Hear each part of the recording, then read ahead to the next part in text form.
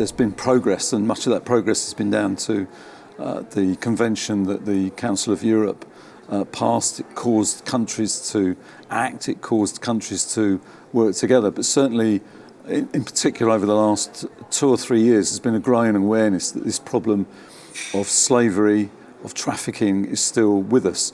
That's partly been brought about by the increase in migration that we've seen both across the Mediterranean but through different countries. So countries like Italy and Greece and Spain in particular have seen real increases in the numbers of migrants. And of course with that, unfortunately, has come the ruthless exploitation of criminal gangs.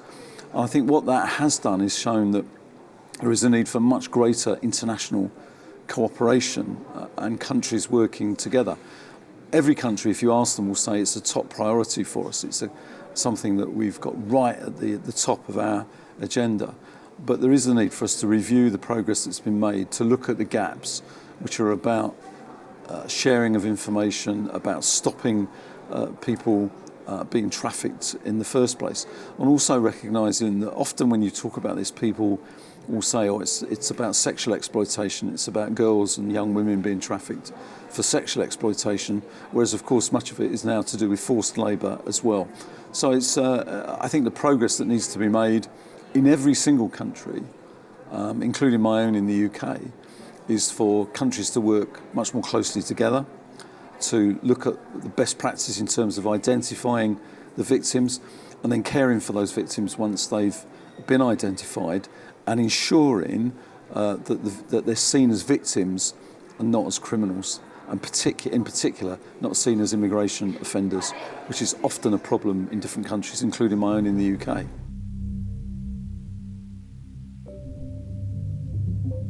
I think there is a need for us to be more vigilant. I mean, have to be moved. People have to be moved, and sometimes they're moved in a way which we often think of them, and some are, in lorries, and nobody moved at night. But often people are trafficked through transport networks. Once they're in Europe, they're through the existing networks, through railway stations, through airports, through seaports. And the training of people to recognise the signs of trafficking, I think is an important step forward. It's important that law enforcement agencies working at these various places are trained, but also that the victims themselves have the confidence that if they are identified, that they have the confidence to work with law enforcement agencies. So many of them, they feel they're treated as criminals. They feel as though they've been arrested and that they're going to be put in jail. And of course, the traffickers are very good at saying to them, of course, if you do cooperate with any law enforcement or don't try to escape, don't try and come back to us, we know where your families are.